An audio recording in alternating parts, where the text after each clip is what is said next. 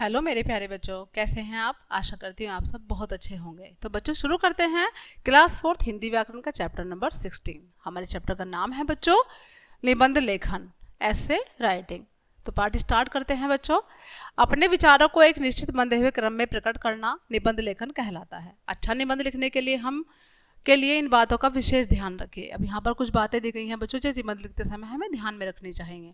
तो सबसे पहले है निबंध की सभी बातें क्रम में हों। जो हम बातें लिखते हैं निबंध में वो सभी क्रम वाइज हों बच्चों। भाषा सरल हो। निबंध की सभी बातें अलग अलग अनुच्छेदों में लिखी हों, किंतु इनमें से किसी भी बात को दोहराया ना जाए, यानी कि एक बात दोबारा से रिपीट ना की जाए। अब देखिए बच्चों, यहाँ पर स्वाधीनता दिवस के ऊपर निबंध है। ध्यान से सुनेंगे, सभी ध्यान से पढ़ेंगे। आज़ादी से बढ़कर मनुष्य को कुछ और प्यारा नहीं होता, किंतु दुर्भाग्य से हमारे देश को अनेक वर्ष गुलाम रहना पड़ा। 15 अगस्त सन 1947 को भारत स्वतंत्र हुआ। यह दिन अनेक शहीदों के बलिदानों व क्रांतिकारियों के कठिन संघर्ष के फलस्वरूप प्राप्त हुआ। प्रतिवर्ष इस दिन को हम स्वाधीनता दिवस के रूप में मनाते हैं। विद्यालयों, सरकारी कार्यालयों में राष्ट्रीय ध्वज फहराया जाता है, राष्ट्रीय गान होता है। दिल्ली के लाल किले से प्रधानमंत्री राष्ट्र के नाम संदेश देते हैं। विद्यालयों में अनेक सांस्कृतिक कार्यक्रम होते हैं और सबको मिठाइयाँ व मेधावी विद्यार्थियों को इनाम बांटे जाते हैं। सारा देश इस दिन उमंग व खुशी में डूब जाता है। देश की प्रगति व सुरक्षा हम सबके परिश्रम व सावधानी पर निर्भर करती है, अतः हमें इस ओर विशेष ध्यान देना चाहिए। तो बच्चों ये था हमारा जो ऐसे था निबंध था स्वाधीनता दिवस के ऊपर। तो देखा आपने यहाँ पर कोई भी लाइन दोबारा से रिपीट नहीं हुई है। भाषा इसकी सरल है बहुत। आगे है बच्चों हमारा शिक्षा का महत्व। शिक्षा मनुष्य का सच्चा श्रृंगार है। अनपढ़ मनुष्य न समाज के लिए उपयोगी बन पाता है और न ही परिवार के लिए। उसे कदम कदम पर अनेक समस्याओं का भी सामना करना पड़ता है। जो अनपढ़ व्यक्ति होता है, जहाँ शिक्षा का जितना प्रचार प्रसार होगा वहाँ उतनी ही खुशहाली होगी।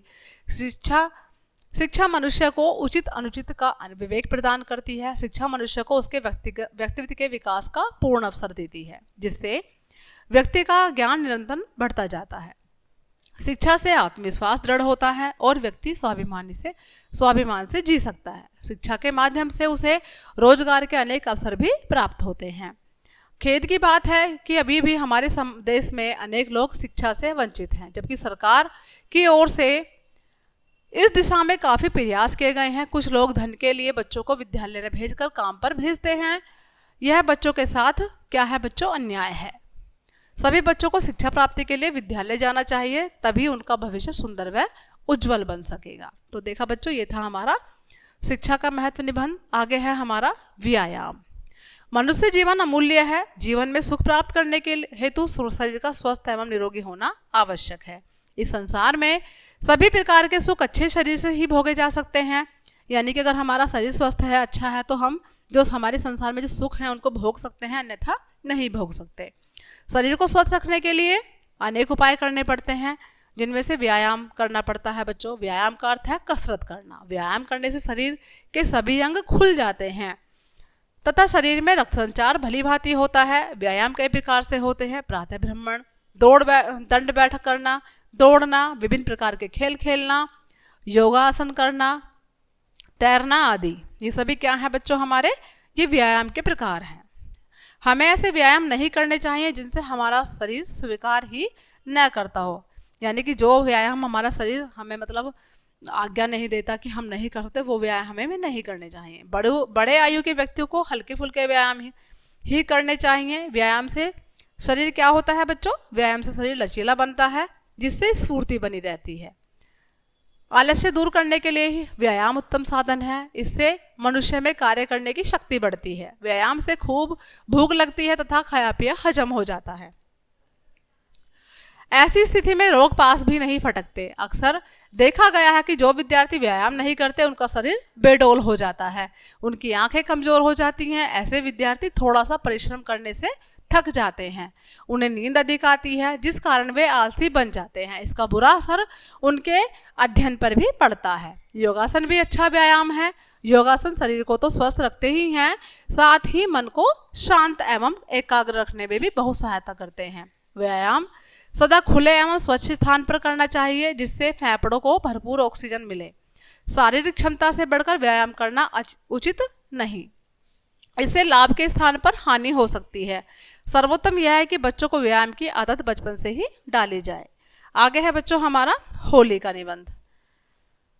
होली क्या है बच्चों? रंगों का त्योहार है। यह त्योहार फाल्गुन मास की पूर्णिमा को मनाया जाता है। भारत में अनेक त्योहार उल्लासपूर्वक मनाए जाते हैं, किंतु राग, रंग और मस्ती जो वातावरण होली पर देखने को मिलता है वह अत्यंत दुर्लभ है। इस त्योहार को बसंत का यौवन भी कहा जाता है। होली के साथ जुड़ी कथाओं में सबसे विख्यात कथा दानवराज हिरण्यकशिपु एवं उसके पुत्र प्रहलाद की है। हिरण्यकशिपु एक घमंडी राजा था। उसने अपने राज्य में भगवान का नाम न लेने की आज्ञा दे रखी थी, परंतु उसी का पुत्र जो था प्रहलाद ईश्वर भक्त था। दैत्य हिरण्यकशिपु ने उसे मारने के लिए अनेक उपाय किए, परंतु ईश्वर की कृपा से प्रहलाद का बाल विवाह का नहीं हुआ। हिरण्यकशिपु की बहन का नाम होलिका था, जिसे यह वरदान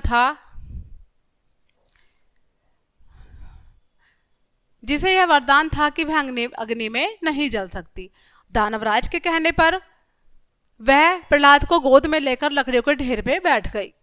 लकड़ियों के ढेर में आग लगा दी गई। होलिका आग में जल मरी और प्रहलाद प्रभु की कृपा से बच गया। इसी दिन की याद में हिंदू प्रतिवर्ष होली जलाते हैं। इसी प्रकार हर वर्ष होलिका दहन से पाप एवं बुराई के नष्ट होने की कामना की जाती है।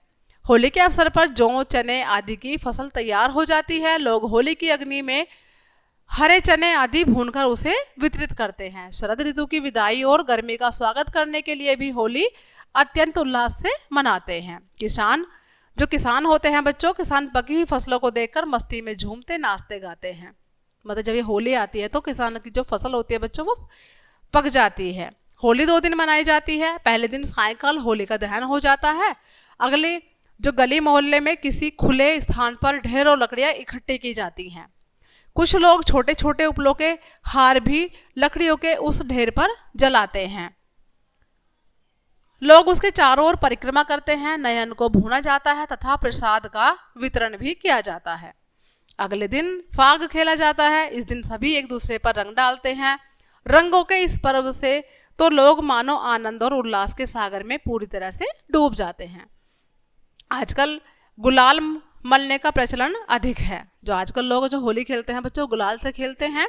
कुछ लोग चंदन आदि का टीका भी लगाते हैं। लोग एक दूसरे को मिठाइयाँ खिलाते हैं। एक दूसरे पर रंग डालकर लोग गले मिलते हैं और पुरानी शत्रुता भुला देते हैं। दुख की बात यह है कि इस पवित्र तथा प्रेमपूर्ण पर्व पर भी कुछ लोग बुराइयों का शिकार हो जाते हैं। कैसे हो जाते हैं बच्चों? कि कुछ लोग शराब पीकर दुर्व्यवहार करते हैं होली पर, और रंग व गुलाल के स्थान पर मिट्टी की जो मिट्टी होती है बच्चों, मिट्टी, कीचड़, पेंट आदि का प्रयोग करते हैं, जिससे कई बार झगड़े भी हो जाते हैं बच्चों। जब हम किसी के ऊपर मिट्टी या कीचड़ फेंकते हैं तो उससे लोग क्या करते हैं बच्चों, चिढ़ जाते हैं और झगड़ा करने लग जाते हैं। ऐसी बातों से बचकर ही इस पर्व को मनाना सार्थक होगा। यानी कि जब हम होली पर खेलते हैं बच्चों तो प्यार से खेलना चाहिए, रंगों और गुलाल से, फूलों से, ना कि कीचड़ और मिट्टी से।